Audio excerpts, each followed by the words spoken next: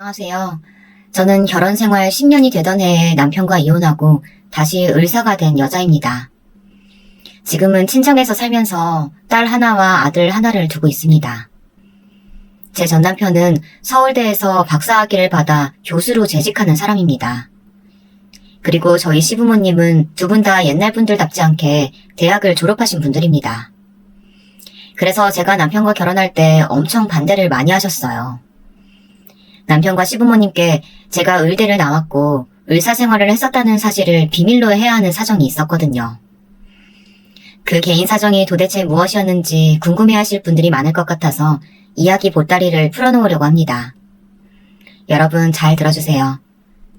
저는 어릴 적부터 책 읽기를 좋아하고 공부를 잘했기 때문에 동네에서 수재라고 불리던 아이였습니다. 특히 수학을 좋아해서 과학고에 1등으로 입학했어요. 그리고 과학고에서 누구나 부러워하는 조기 졸업을 하고 서울대학교 의대에 진학했습니다. 그때까지는 제 인생이 탄탄테러를 걷고 있다고 생각했습니다. 저희 부모님조차 제가 서울대학교 병원에서 전문의로 계속 지낼 거라는 생각에 한치의 어긋남이 없으셨죠. 저도 이대로 계속 공부를 해나가면 의사가 되어서 서울대학교 의대가 제 직장이 될 것이라고 믿어 의심치 않았습니다. 그러던 어느 날이었습니다. 저는 응급실에서 일을 하던 중이었어요. 응급실에서 정신없이 환자들을 보는데 어떤 남자가 들것에 실려 들어왔습니다. 나중에 안 사실이지만 그 환자는 극단적인 선택을 시도했던 사람이었습니다. 저와 응급실 의사 두 사람이 그 사람을 살리려고 여러 처치를 하던 중이었습니다. 그 사람은 갑자기 무슨 힘이었는지 벌떡 상체를 세우고 제 목에 칼을 대더니 미친 듯이 소리치는 것이었습니다. 그냥 나 내버려둬. 안 그러면 이 여자 찔러버릴 거야. 제발 나 죽게 내버려두라고. 파괴하지 말고. 환자분 진정하세요. 일단 제발 저를 좀 놔주세요. 경찰 불러요 어서. 이 사람 눈 돌아서 무슨 짓 할지 몰라요. 제가 기억하는 것은 거기까지였습니다. 정신을 잃고 깨어나 보니 저는 병원 응급실에 목에 흰 붕대를 감은 채 누워 있었습니다. 그리고 제 옆에서는 저희 엄마가 울면서 자리를 지키고 있었습니다. 제가 희미하게 눈을 뜨니 엄마가 제 손을 붙잡고 오열을 하셨습니다. 어떡하니? 괜찮은 거야? 우리 딸 그 환자 때문에 죽을 뻔했어. 그 환자는 어떻게 됐어요? 그 사람은 마취제 주사 놔서 진정시키고 지금 깊이 자고 있어. 넌 걱정 말고 얼른 몸 회복할 생각만 해. 많이 놀란 것 같은데. 같이 일하던 레지던트의 말을 듣고서야 안심한 저는 또다시 잠에 빠졌습니다. 그리고 며칠 후 퇴원을 하긴 했지만 저한테는 정신적으로 큰 문제가 생기고 말았습니다. 그 사건 이후 칼에 대해 트라우마가 생겨버린 것이었습니다. 저는 메스를 잡으려고 하면 손이 덜덜 떨려서 수술도 하지 못하고 뾰족한 바늘이나 가위가 무서워서 간단한 처치조차 할 수가 없게 되었습니다. 병원에서 일을 하기엔 너무나 불리한 트라우마가 제 머릿속을 지배하게 되었어요. 저는 병원을 그만두어야 했지요. 병원을 그만두고 나서도 저는 큰 충격에 몇 날 며칠 잠도 못 자고 환청이 들리고 환영이 보였습니다. 방구석에 숨어서 벌벌 떨고 있었죠.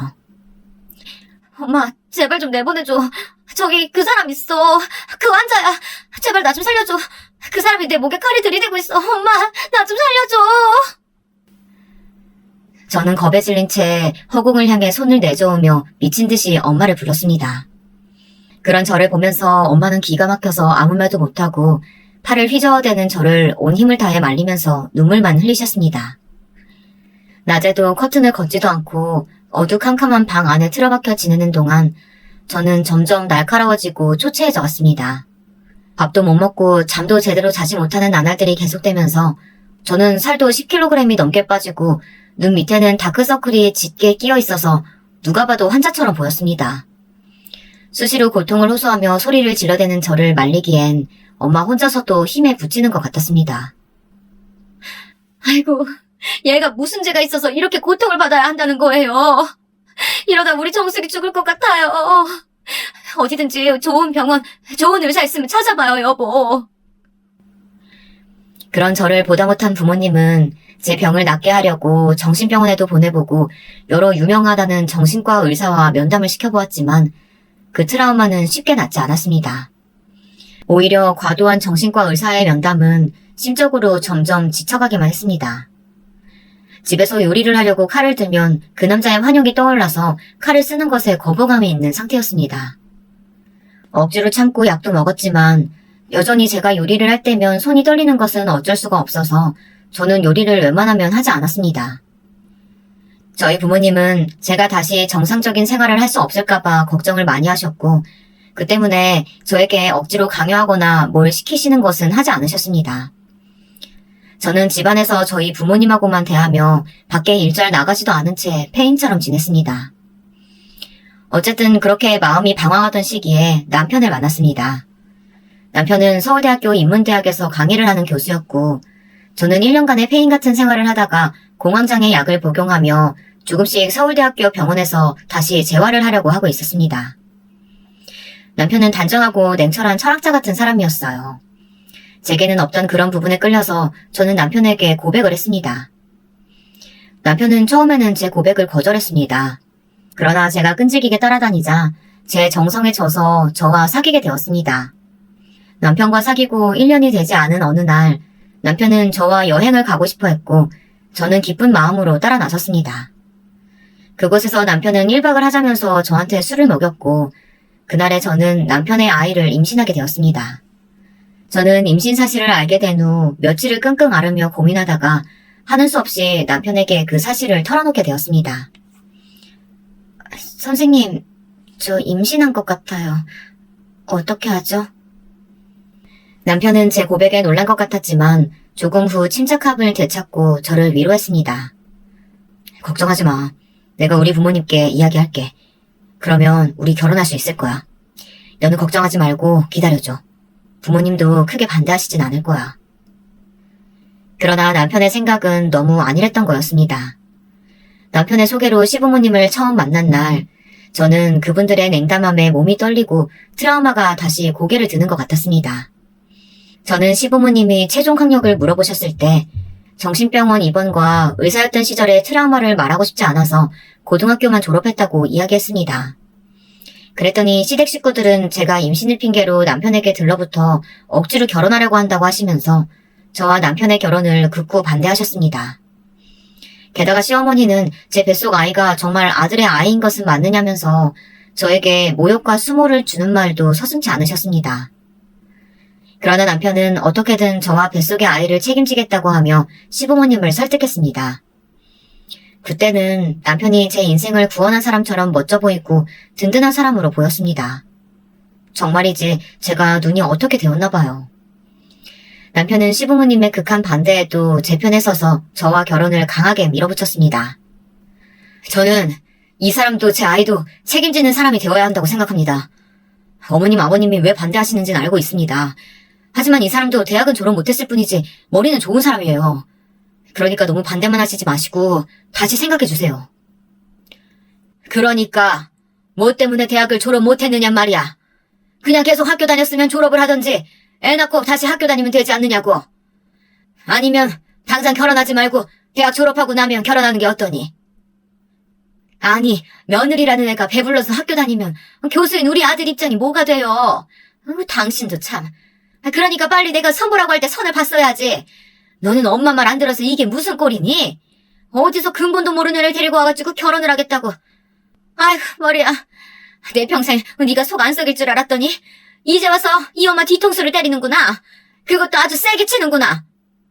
저를 사이에 두고 시댁 식구들은 제가 마치 투명인간인 것처럼 제 앞에서 제 흉을 보았고 저를 만난 것이 남편 경력에 다시 없는 흠이라도 됐냐 걱정을 하셨습니다. 그때 당시 저는 마음의 상처를 많이 받았습니다. 하지만 시댁 식구들에게 대놓고 티를 낼 수는 없었어요. 무슨 말을 듣는다 하더라도 그때는 어떻게든 남편과 결혼 승낙을 받아야만 했으니까요.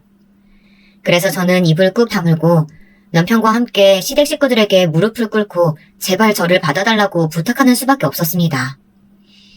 그때라도 저는 도망쳤어야 했어요. 하지만 앞으로 일어날 일들을 알지도 못한 채 저는 그 수모를 당하고도 남편이랑 결혼만 할 수 있다면 참아야 한다고 생각했습니다. 그만큼 남편은 제 인생을 좌지우지할 만큼 영향력이 있었으니까요. 저는 이 사람에게 버림받는다면 죽어버려야겠다고 극단적인 생각까지 했습니다. 그만큼 그때는 남편을 사랑한다고 믿었습니다.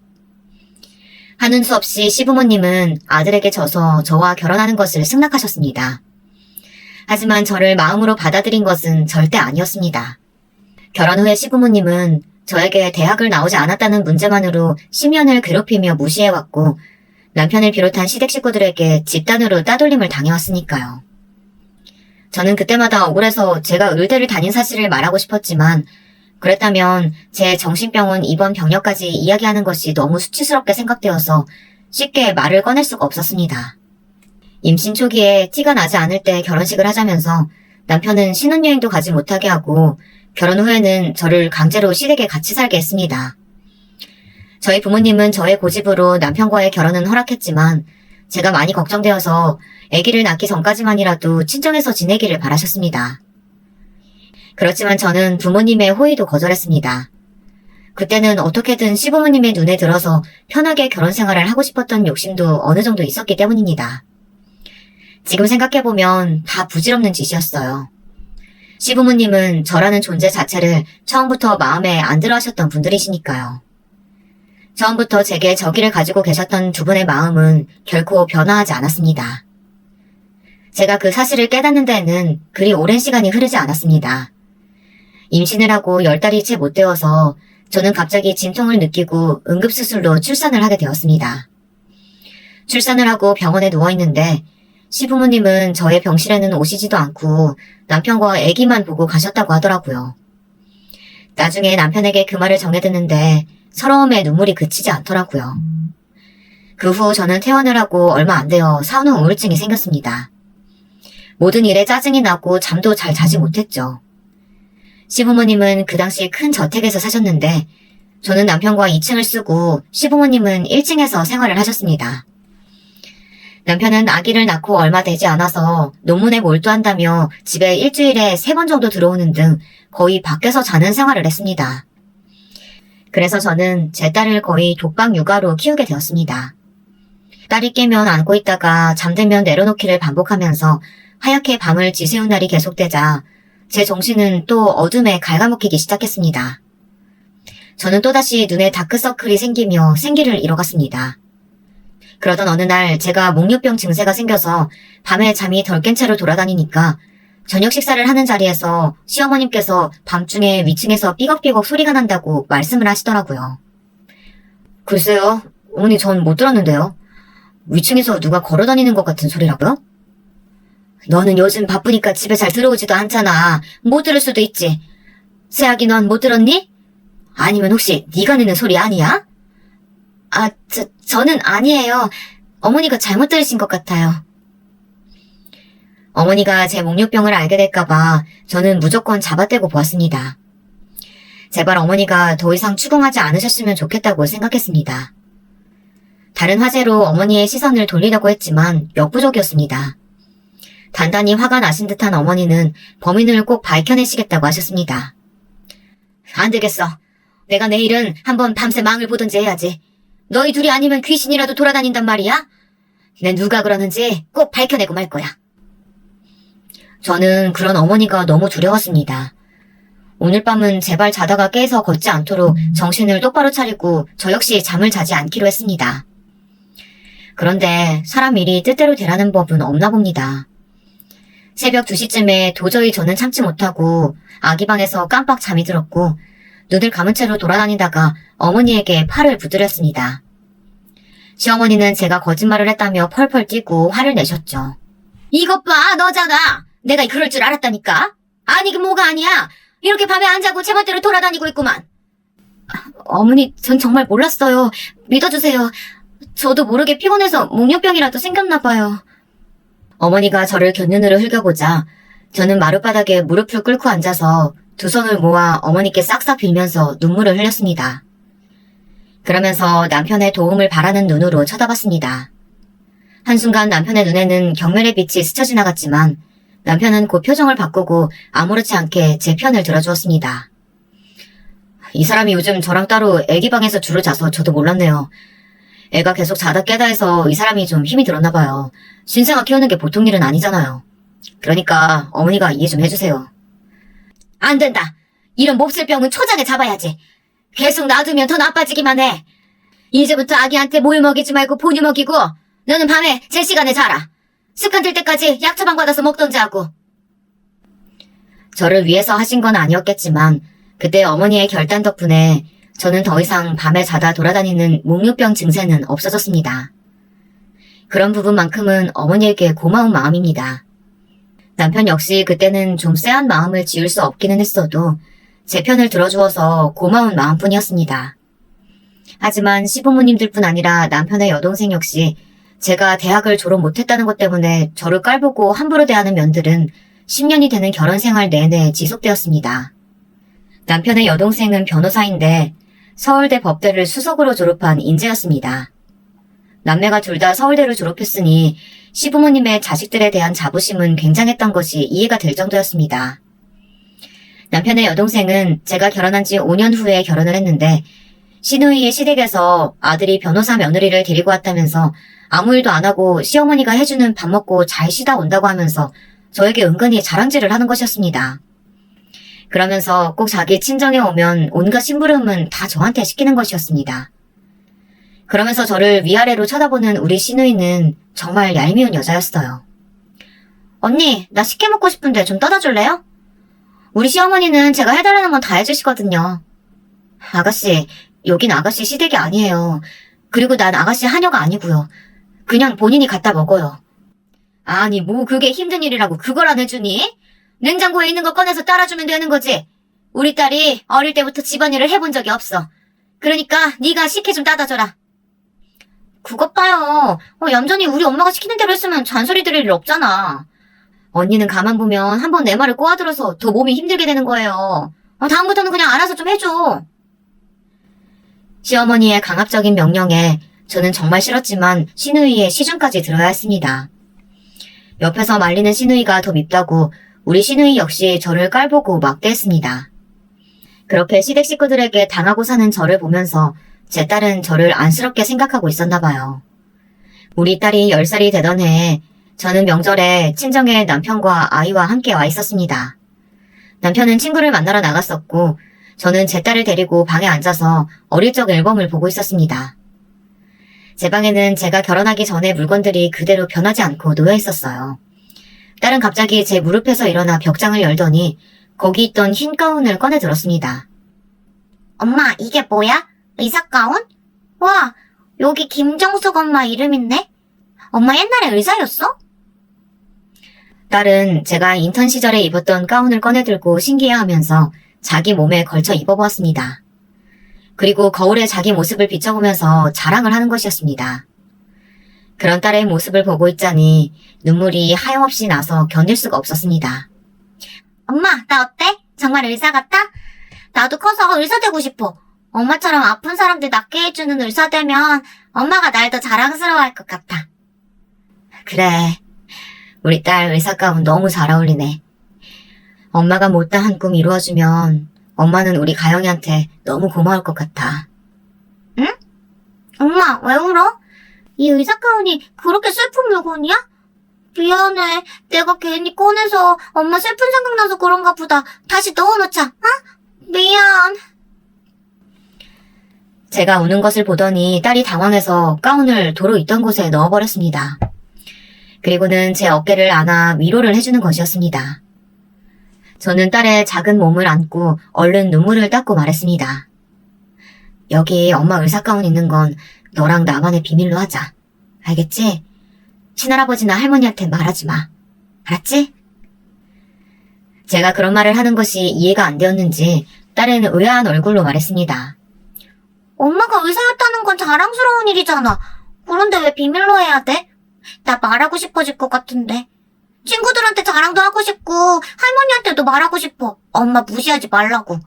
할머니도 엄마 의사였다는 거 알면 다시는 무시하는 말 못하실 거야. 그건 안 돼. 의사였을 때 엄마가 잊고 싶은 것들이 있었어. 그래서 의사였던 시절이 행복하지 않았기 때문에 그래. 그러니까 아빠나 친할머니한테 절대로 말하지 마. 알았지? 딸은 그제야 고개를 끄덕였습니다. 하지만 얼굴은 여전히 영문을 모르는 듯한 표정을 짓고 있었습니다. 저는 그 아이가 뭔가 더 물어보기 전에 딸을 데리고 급히 방을 나왔습니다. 제가 이 집에서 10년간 당했던 무시와 조롱을 어떻게 하면 한 번에 깨트릴 수 있을지, 그런 시원한 한 방이 필요했습니다. 신혼 시절부터 시부모님은 잊을만 하면 저에게 말씀하시곤 했습니다. 이제라도 다시 대학 수학 능력 시험을 보라고요. 고졸 며느리가 어디 가서 말하기도 창피하다는 이유 때문이었죠. 시어머니는 대학 동기들과 가장 길게 만남을 유지해오고 계셨습니다. 1년에 한 번씩 동창회에 나갔을 때마다 다들 며느리들을 자랑하느라 다른 친구들은 침이 마르는데 시어머니 본인은 거기에 낄 수 없다는 것이 그 이유였습니다. 예, 내 친구들 며느리들은 다들 대학은 최소한 나왔더라. 그리고 유학 가서 미국 명문대 나온 애들도 있더라. 그런데 그런 얘기 할 때마다 내가 창피해서 살 수가 없어. 그러니까 집에서 공부라도 해서 수능 봐라 얘. 뒷바라지 해줄 테니까.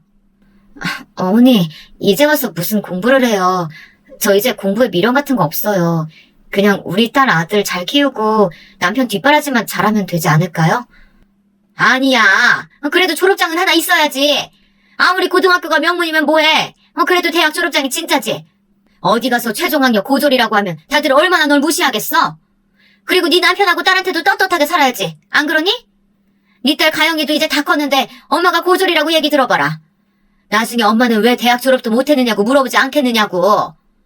그리고 생각해보면 우리 아들한테도 민폐지 뭐. 교수 와이프가 고졸 출신이라고 하면 누가 믿겠니? 내 아들이랑 조금이라도 수준 맞으려면 대학 졸업장은 필수로 있어야 돼. 시어머니는 오히려 어머니나 아버님이 그런 저를 무시하고 막대하고 계시는 것은 생각도 안 하시고 그렇게 사람 마음에 비수를 꽂는 말씀을 잘도 하시는 것이었습니다. 저는 그런 시어머니의 막말을 듣고 있자니 점점 화가 나서 저도 모르게 어머니께 말대꾸를 하고 말았습니다. 어머니, 오히려 어머니가 저를 더 무시하고 막대하시는 것 같아요. 다른 사람들은 저한테 그렇게 막말하지도 않고 제가 고졸인지 대졸인지 그런 거 신경조차 안 써요. 오직 어머니 아버님만 저한테 학력이 어떠니 대학을 못 나왔느냐 하면서 그러면서 스트레스 주시잖아요. 저 앞으로 그런 말 집안에서 안 듣고 살고 싶어요. 저 이 집에서 10년 동안 살면서 정말 미쳐버릴 것 같은데 계속 참고 살고 있었어요. 그런 줄 아시면 제발 배려 좀 해주세요, 어머니. 뭐라고? 아니, 너는 시어머니한테 막말하는 거니, 지금? 내가 널 언제 무시했다고 그래? 그래, 백보양보해서 내가 너한테 대학 못 나왔다고 뭐라고 하기는 했다 쳐. 네가 그렇게 말귀 못 알아듣는 배움 짧은 아이였어도 내가 그랬을까? 그래도 네가 고등학교 때까지는 공부도 잘했고 머리 좋은 애였다는 걸 알아서 아까워서 그런 거야. 네 지식이 아까워서 그 시어머니가 그런 소리 좀 한 거 가지고 그것도 이해 못하고 말대꾸나 하고. 행여나 네 딸이 그러니 못돼먹은 행동 보고 본받기라도 하면 어떡하려고 그러니? 아이고, 애들 앞에선 찬물도 하나 제대로 못 마신다고 하더니 내가 네 딸 배울까봐 이런 소리도 더 못하겠다. 그러자 자기 방에서 공부하고 있는 줄 알았던 딸이 저와 시어머니의 말다툼 소리를 듣고 뛰쳐나왔습니다. 딸은 할머니에게 씩씩거리면서 소리를 쳤습니다. 제가 꼭 비밀로 해달라고 한 그 말을 말이에요. 저는 심장이 튀어나올 만큼 놀랐습니다. 할머니, 우리 엄마한테 무슨 말 하시는 거예요? 우리 엄마 서울대학교 다니던 의사였어요. 사실대로 알지도 못하시는 건 할머니라고요. 할머니야말로 우리 엄마한테 막말하지 마시라고요. 저는 딸의 폭탄 선언에 얼른 달려가서 딸의 입을 막고 그만하라고 눈짓을 했습니다. 시어머니는 제 딸의 말에 눈을 휘둥그렇게 떴습니다. 그리고 저를 노려보면서 말씀하셨습니다. 아니, 너 애한테 거짓말까지 했니? 아무리 네 학력이 컴플렉스라고 해도 그렇지 믿을 만한 말을 거짓말로 해야 속아 넘어가지. 네 딸은 뭐 어떻게 속일 수 있어도 이 시어머니까지 속일 생각을 하다니 깜찍한 것도 정도가 있지. 저는 속으로 안도의 한숨을 쉬었습니다. 어머니에게 거짓말을 한다는 오해를 받는 게 차라리 낫다고 생각했으니까요. 하지만 제 딸은 억울해서 못 견디겠다는 듯이 입을 막고 있던 제 손을 떼어내더니 절대로 말하지 말라고 다짐까지 받아놓았던 그 비밀을 소리치고 말았습니다. 엄마 왜 그래? 왜 그렇게 당하고 살아? 사실은 아니잖아. 엄마 흰 의사가운 있는 거 나 엄마 방에서 다 봤어. 그런데 왜 친할머니한테 말하지 말라고 하는 거냐고. 저는 얼른 딸을 데리고 안방으로 들어가서 혼을 내기 시작했습니다. 저와의 약속을 상기시키며 딸을 엄하게 입단속시켰습니다. 가영아, 엄마하고 약속했잖아. 그런데 왜 할머니 앞에서 그런 말을 해? 할머니가 아시면 엄마 또 야단 맞아. 거짓말한다고 매도당하고. 그런 거 다 봤으면서 왜 하지 말라고 했던 말을 해. 그러자 딸이 갑자기 울음을 터뜨리는 것이었습니다. 그러면서 엄마가 할머니에게 무시당하는 것이 마음에 걸려 견딜 수가 없다고, 그럴 때마다 제가 불쌍했었다고 털어놓는 겁니다. 게다가 남편까지도 저한테만 말을 안 할 뿐이지 딸에게는 저를 깔보는 말들을 했다고 하는 겁니다. 아빠가 그랬어. 엄마처럼 대학 그만두고 싶지 않으면 남자친구도 아빠가 허락할 때까지 만들면 안 되고 공부만 하라고. 학원 열심히 안 다니면 나도 엄마처럼 된다고. 그런 말 들을 때마다 아빠한테도 말하고 싶었어. 엄마 사실 의사였다고. 아빠가 깔봐도 될 만큼 머리 나쁘지 않다고. 그리고 아빠한테 엄마한테 사과하라고 말하고 싶었다고. 나 정말 엄마가 너무 불쌍해 보여. 이 집안에서 엄마는 맨 끝이야? 왜 그렇게 살아? 나 같으면 이미 집 나갔어. 멀리 도망갔을 거라고. 딸에게서 그 말을 듣는데 도저히 믿을 수가 없고 하늘이 무너지는 것 같았습니다. 시부모님만 학력 문제로 저를 마음에 안 들어 하시는 줄 알았고, 저는 그것만 참고 살면 별 문제는 없다고 안일하게 생각했던 거였습니다. 마음속으로는 남편조차 저를 무시하고 있었던 걸 전 꿈에도 몰랐습니다. 그래도 한때 사랑했던 사람인데 저에 대해 아무것도 아닌 사람처럼 무시하고 살았다는 게 소름이 끼치도록 무서웠습니다. 저는 이제 남편을 비롯해서 이 시댁 식구들에게 더 이상 무시당하며 살고 싶은 마음이 들지 않았습니다. 저는 굳게 이혼할 결심을 하고 딸에게 말했습니다. 가영아, 이제 더 이상 엄마는 아빠와 같이 살 수가 없어. 친할머니도 엄마 무시하고 이 집에서 엄마를 무시하고 살지 않는 사람은 가영이 너 하나뿐이야. 엄마는 아빠랑 이혼해야겠어. 엄마를 따라올래? 딸은 제 결심을 찬성해주면서 고개를 끄덕였습니다. 그리고 제 손을 꼭 잡아주었어요. 그때는 작은 딸의 손이 얼마나 위로가 되고 힘이 되었는지 모르겠습니다. 그래 엄마, 나도 외갓집이 더 좋아. 이 집에서 사는 거 숨이 막혀. 아빠도 친할아버지도 싫고 고모도 너무 싫어. 친할아버지 집에선 모두가 엄마를 하녀처럼 대해. 아빠도 고모도 자기네들 서울대 나왔다고 엄마를 깔보고 무시하는 태도만 보이고. 난 그런 게 너무 싫어서 명절에 고모가 오는 것도 싫었어. 할머니가 고모 앞에서 엄마 야단칠 때마다 얼마나 슬펐는 줄 알아? 엄마, 아빠랑 헤어져. 그리고 우리 동생이랑 셋이서 외갓집 가서 살자, 어? 저는 딸을 꼭 끌어안고 눈물을 흘리며 고개를 끄덕였습니다. 그리고 당장 친정엄마에게 전화를 했습니다. 엄마, 잘 지내셨어요? 너무 오랜만이죠? 다른 게 아니라 내가 남편하고 이혼하고 만약 다시 친정집으로 돌아가게 되어도 엄마는 괜찮으시겠어요? 그럼 언제든 돌아와. 우리 딸 그 집에서 눈칫밥 먹고 10년 동안 마음고생한 거 이 엄마도 다 느끼고 알고 있었어. 언제든 돌아오고 싶으면 돌아와도 돼. 여기서 너한테 뭐라고 할 사람 아무도 없으니까 네 애들 데리고 집으로 와라. 너무 힘들어하지 말고. 알았지? 제가 엄마에게 그냥 하는 하소연이 아니라 정말로 남편과 이혼할 거라고 하니까 엄마는 언제든 돌아오라며 주저하지 않고 제 편을 들어주셨습니다. 친정 부모님까지 내 편이니 저는 더 이상 미룰 생각이 없었습니다. 오늘이야말로 남편과 결판을 낼 거라고 생각했습니다. 더 이상 참지 않아도 된다고 생각하니까 새 힘이 솟아나는 것 같았습니다. 그날 저녁 웬일인지 집에 일찍 들어온 남편에게 저는 조용히 물었습니다. 당신 솔직하게 말해봐요. 나한테 하고 싶은 말 없어요? 내가 무게를 잡으면서 남편의 눈을 똑바로 보자 남편은 잠시 흠칫하더니 곧 아무렇지 않은 표정으로 농담을 던지는 것이었습니다. 왜? 당신이야말로 무슨 드라마를 보고 나한테 하고 싶은 말이라도 있는 거야? 그러니까 무슨 드라마든지 좀 그만 보라고. 당신이 현실과 상상 잘 구분을 못하니까 우리 엄마도 당신한테 잔소리 하시는 거 아니야. 그러나 제 눈빛이 점점 무서워지자 남편은 한 발 뒤로 물러섰습니다. 그 틈에 저는 남편에게 평소 하고 싶었던 말을 다 시원하게 쏟아냈습니다. 당신, 내가 대학 졸업장 없다고 우리 딸한테 내 형 본 거 맞아? 그리고 어머님 아버님께 내가 무식하고 배운 거 없어서 나랑 같이 사는 거 힘들지만 맞춰주는 거라는 말도 했어? 난 당신을 믿었어. 비록 당신 어머니 아버지가 나를 탐탁지 않게 생각하고 계신 거 다 알지만 난 당신만은 적어도 내 편이라고 믿었다고. 그런데 당신도 나를 깔보고 흉봤었다면서 그것도 내 딸한테 그런 말을 하다니 당신 좀 머리가 어떻게 된 거 아니야? 제가 무서운 눈을 하고 취조하듯 말하자 남편은 기분이 나빴던 모양이었습니다. 분노로 얼굴이 울그락불그락해져서는 남편은 도대체 누가 그런 말을 하느냐고 화를 내면서 저에게 물었습니다. 우리 엄마가 그런 말 했을 리 없고 가영이가 그랬어?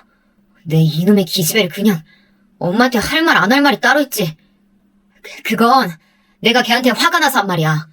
당신을 절대 깔보거나 흉보려는 의도로 했던 것도 아니고 아니 만약에 내가 그랬다고 쳐도 당신이 졸업 못했다는 사실은 변함이 없잖아. 그러게 내가 애들 어릴 때 다시 공부하라고 했잖아. 엄마도 나도 그걸 얼마나 바랬었는데.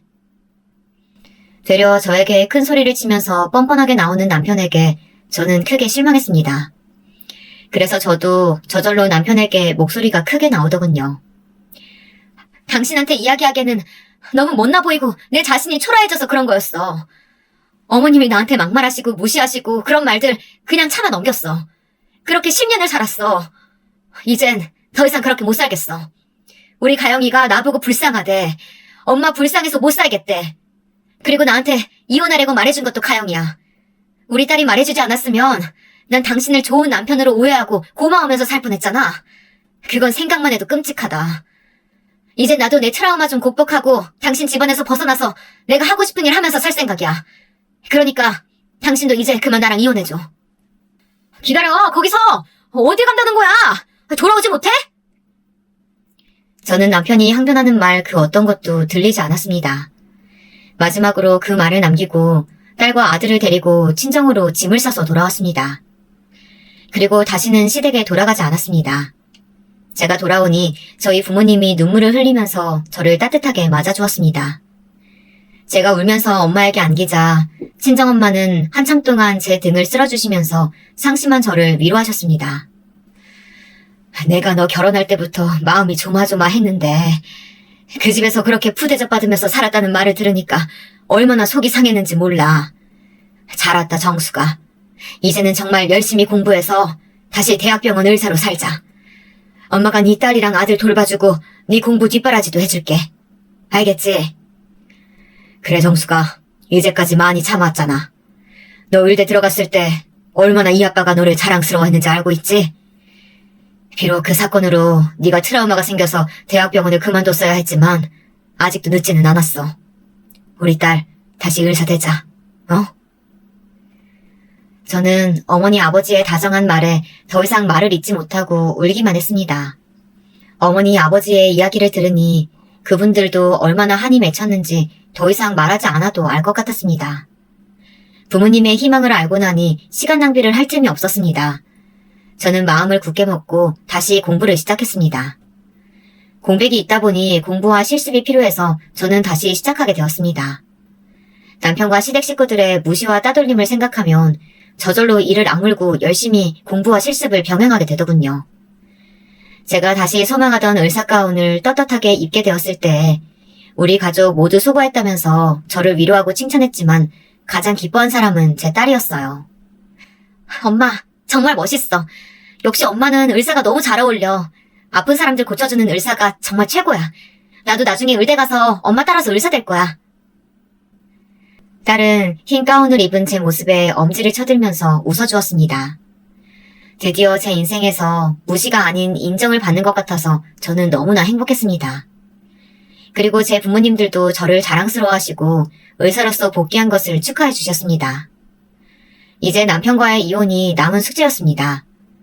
그동안 남편과 이혼을 하겠다는 생각이 제 딸과 아들 때문에 마음이 흔들리기도 했지만 의사로서 경제력도 갖추고 딸도 제 이혼에 반대하지 않는 입장이라서 저는 용기를 낼 수 있었습니다. 남편은 이혼은 절대 안 해주겠다는 입장을 고수했지만 제게는 남편의 약점을 쥐고 있다는 점에서 유리했습니다. 요즘 들어 하는 드라마 닥터 차정숙 속에 나오는 주인공이 저와 비슷한 경우를 겪고 있는 것을 보고 저도 모르게 주먹이 꽉 쥐어지더라고요.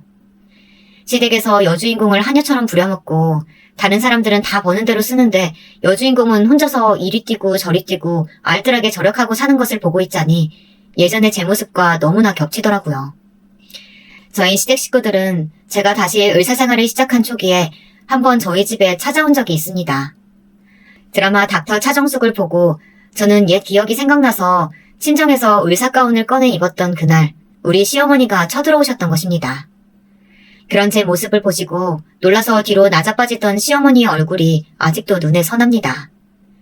그날만큼 통쾌했던 날이 제 인생에 없었던 것 같아요. 네가 지금 진짜 의대에 다녔었다는 거니? 그런데 그 이야기는 왜 안 하고 살았어? 진작에 말을 했어야지. 제가 어머님께 그런 말을 한들 뭐가 달라졌을 것 같아요? 학벌 지상주의에 찌들어 있는 어머님 아버님에게 어필이나 하려고 의대 들어간 것도 아니고요. 이제는 애들도 커서 시간도 많이 생겼고 제 친정어머니 아버지가 원하시니까 다시 의사로 복귀한 겁니다. 그리고 그 사람이랑은 헤어질 거고요. 제 단호한 마지막 말을 듣고 시어머니는 더 흥분해서 제게 삿대질까지 해가면서 소리치셨습니다. 험악하게 눈을 부라리며 달려드는 시어머니를 제게서 몸으로 맞고 계셨던 건 다름 아닌 저의 친정엄마였습니다. 아니 너는 우리가 너를 받아준 은혜를 원수로 갚니? 지금 와서 왜 이혼을 하겠다는 거야? 나도 내 며느리 의사라고 동창들한테 자랑거리가 생겼는데 지금 와서 이혼하겠다는 이유가 뭐니? 그 이혼 이 시어머니가 허락할 것 같아? 밑도 끝도 없는 이혼이라니 우리 집에선 용납 못한다. 은혜라고요? 말도 안 되는 소리 하지 마세요. 저는 시댁에서 살면서 한 번도 은혜를 받았다고 생각해 본 적이 없어요. 제가 무슨 말을 하든 항상 제게 돌아오는 건 차가운 냉대와 무식뿐이었잖아요. 어머니가 뭐라고 말씀하셔도 저는 지금 당장 남편하고 이혼할 겁니다. 다시 의사 되기로 한 것도 우리 가영이한테 떳떳한 엄마가 되고 싶어서 그런 거예요. 제가 왜 어머니 허영심 때문에 다시 의사가 돼야 되나요? 제가 원하고 제 부모님이 원하시기 때문에 다시 의사로 돌아간 거예요. 남편도 저를 무시하면서 겉으로는 안 그런 척하고 있었던 거 아세요? 그까지 최종 학년이 도대체 뭐라고 그렇게까지 사람을 무시하고 따돌리셨어요? 그러니까 이 사태는 어머니가 허영심 때문에 스스로 만드신 거예요. 이제 돌아가세요. 남편도 어머님, 아버님도 다시는 보고 싶지 않으니까요. 저는 제 의사가운 입은 모습을 보고 뒤로 넘어간 남편과 시어머니를 두고 딸과 함께 방으로 들어와 버렸습니다. 생전 처음 보는 저의 무례한 말과 태도에 시어머니는 흥분으로 거품을 물었습니다. 그런 시어머니는 무시하고 제 친정엄마는 남편에게 시어머니를 모시고 집으로 돌아가라고 말했습니다. 저를 데리고 가기 전에 나갈 수 없다는 시어머니를 달래서 친정집을 나오던 남편에게 친정엄마는 이제껏 마음에만 담아두었던 말을 시원하게 다 내뱉으셨습니다. 자네한테 실망했으니 우리 정숙이랑 양육권 다툼할 생각 말고 깔끔하게 헤어져 주게나. 우리 딸이 그 집에서 당한 수모와 고통을 생각하면 자네를 용서할 수가 없지만 이제라도 제자리로 돌아오겠다는 우리 딸의 결심에 나도 힘을 보태줄 생각이네. 그러니 위자료 내놓고 깨끗하게 헤어지게. 그게 무슨 말씀이세요? 아내랑 헤어지는 것도 억울한데 제가 왜 위자료까지 줘야 합니까? 아내와 헤어지는 것도 왜 장모님의 허락을 받아야 되냐고요? 저 소송으로 갈 겁니다. 제가 잘못한 거 없으니까 이혼은 못할 거예요. 뭐라고? 자네가 이렇게 뻔뻔한 사람이었는지 정말 몰랐네. 당장 이 집에서 나가.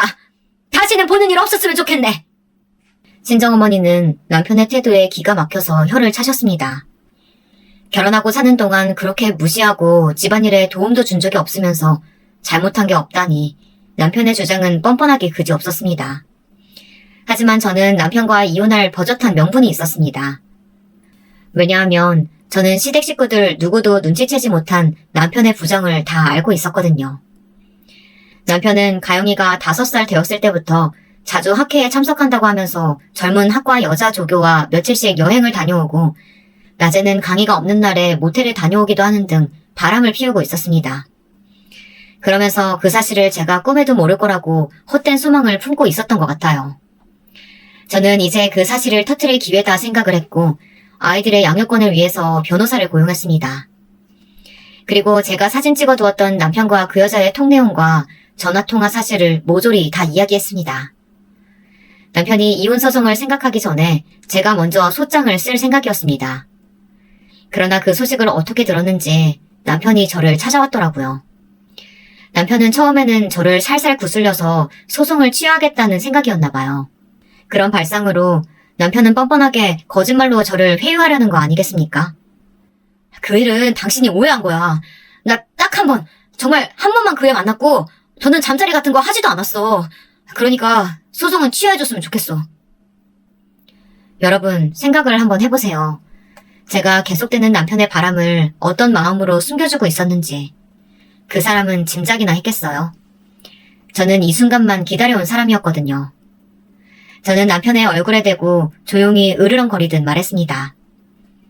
나 그 여자 만났어. 당신 교수실에서. 언제부터였는지도 알아. 우리 가영이가 5살 때부터. 당신 그 여자랑 바람 피운 거 다 알고 있었지만 당신한테 이야기하지 말라고 했어. 나 만났다는 거 그 여자가 말 안 했지? 내가 부탁했어. 나중에 당신 약점으로 써먹으려고 말하지 말라고 했던 거야. 마음 같아선 그 여자도 같이 가정 파탄 책임 물어서 소송하고 싶은데 꾹 참고 있는 거야. 저는 그동안 차곡차곡 모아두었던 사진들과 톡 내용들을 증거로 남편의 눈앞에 들이댔습니다.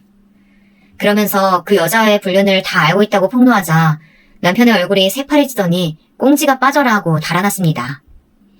그래서 저는 이혼 변호사와 함께 법정에 서는 일은 없게 되었습니다. 정말 다행인 일이죠. 남편은 꼼짝없이 양육권을 저에게 넘기고 제가 달라던 위자료도 어떻게 했는지 모르지만 3억을 마련해 주었습니다. 자기가 학과 조교랑 바람 피우는 사실이 시부모님의 귀에 들어가는 것만은 어떻게든 막고 싶었나 보더라고요. 저와 남편의 이혼은 합의로 원만하게 이루어졌습니다. 그 이후 남편과 시댁 식구들은 더 이상 저를 찾아와서 괴롭히지도 않았고 다시 연락도 하지 않았습니다. 지금 저의 딸은 중학생이 되었습니다. 학부모들은 다들 중2병이 무섭다고 말하지만 아직 우리 딸은 저에게 너무 착한 딸입니다. 밤낮 가리지 않고 의사일하는 엄마에게 힘이 되어주고 너무 바빠서 잘 챙겨주지 못해도 웃으며 엄마를 응원한다고 말하는 제 딸이 얼마나 사랑스러운지 모르겠습니다. 정신없이 몰아치는 환자들과 야근에 시달려도 요즘은 제 인생에서 가장 행복한 나날입니다. 이제는 제 마음에서 칼에 대한 트라우마도 어느 정도 극복이 된 것 같고 환자들을 보면 얼른 이 고통에서 내 힘으로 해방시켜주고 싶다는 생각이 차오릅니다. 여러분, 제가 하고 싶었던 말은 아직 늦었다고 생각하지 말고 하고 싶었던 일이 있다면 꼭 이루시길 바란다는 것입니다. 하물며 시댁 식구들 때문에 본인이 하고 싶은 일을 미룬다는 건 정말 바보 같은 일이라고 생각합니다. 저도 저의 꿈과 하고 싶었던 일을 10년간 억압받으면서도 참아왔습니다. 더 이상은 그렇게 살고 싶지 않았고 그렇기 때문에 남편과 이혼을 선택했습니다. 이혼한 게 무슨 자랑이냐 하고 생각하실 분들도 있으시겠지만 맞지 않는 시댁 사람들과 부대끼면서 마음고생을 하느니 저는 이혼한 걸 절대로 후회하지 않습니다. 딱 한 번뿐인 인생인데 남들의 말과 행동에 휘둘려서 생기없게 사는 것을 선택하시겠습니까? 여러분 같으면 어떻게 하시겠어요? 그럴 필요는 없다고 생각합니다. 부당한 대우를 받으면서까지 남의 눈치 볼 일은 아니라는 겁니다. 개인의 정신건강에도 더 좋지 않고요. 자기 자신을 사랑해야 가족도 사랑하고 더 나아가 남들도 불쌍히 여기고 선한 마음을 널리 퍼뜨릴 수 있을 것이라고 생각합니다. 자기 마음이 괴롭게 느껴지면 남들에게 신경 쓸 여유가 없게 됩니다. 살아가는 길목에 어떤 장애물이 있다고 해서 계속 참기만 하면 마음의 병은 더 깊어집니다. 그러니 인생을 살면서 하고 싶은 일은 다 하시길 바래요. 그리고 자기를 무시하는 사람들에게 절대로 참지 마시고 큰 목소리를 내세요. 내가 참는다고 해도 그 사람들은 제 마음을 알아주지 않습니다. 오히려 아무 죄책감 없이 더 못살게 나를 괴롭힐 뿐입니다. 그런 사람들 때문에 여러분의 인생을 낭비하고 후회를 남겨서는 안 되지 않겠어요? 여러분, 오늘의 제 이야기는 여기까지입니다. 저의 이야기는 어떠셨나요? 여러분도 살면서 중간에 그만두거나 하고 싶은 일을 못하고 의지가 꺾인 일이 있다면 그것을 꼭 이루어 보세요. 저는 늦지 않았다고 말하고 싶습니다. 그러니까 지금이라도 시작하세요. 자기가 하고 싶은 일은 나이가 몇이 되었든 간에 다시 생각나는 법이니까요. 저는 요즘 다시 의사 일을 하면서 보람을 많이 느끼고 있어요. 저를 의지하는 환자들의 표정에 점점 희망의 빛이 떠오르고 저에게 수술을 받아 병이 호전된 환자들이 퇴원을 했어도 가끔 저를 찾아와서 감사 인사를 하는 날은 너무나 기분이 좋아져요. 저도 사회에서 쓸모있는 일을 하고 있는 사람이라는 생각에 저절로 어깨가 으쓱해진답니다. 그리고 요즘은 제 선배나 후배들이 저를 대하기 힘든 선배나 팀에서 짐과 같은 존재로 여기지 않고 제 실력에 따라 동등한 동료로 생각해주니 얼마나 고마운지 모릅니다. 같이 연구하고 병에 대해 토론할 때 저를 업신여기지 않고 따돌리지 않는 분위기가 저는 너무나도 행복합니다. 몇십 번의 외과 수술과 몇 년의 의국 생활을 하다 보니 의사일도 동료들도 익숙해지고 점점 자신감을 키워가는 저의 성장을 올곧게 마주할 마음의 여유까지 생겼습니다. 현재 제 생활을 돌아보면 꼭 참는 것이 미덕만은 아니라는 생각이 듭니다. 제가 아직도 바보같이 시댁과 남편에게 굴복하면서 살고 있었다면 지금 제가 누리는 행복에 반도 느끼지 못하고 살았을 겁니다. 만약에라도 이제 그런 생각은 하고 싶지도 않아요. 제 부모님들은 이제 저와 남은 생을 함께할 남자가 나타나기를 은근히 바라고 계신 것 같아요. 하지만 저는 아직까지는 제 딸과 아들만 있으면 충분하다고 생각합니다. 누군가와 정말로 인연이 되어서 재혼하는 것까지 거부하지는 않겠지만 선을 본다든지 억지로 만나는 것은 마음에 내키지 않습니다. 저의 애들이 커서 엄마가 재혼해도 상처받지 않고 웃으면서 허락해줄 수 있는 날까지 저는 기다릴 수 있어요. 제 긴 글 읽어주셔서 감사합니다.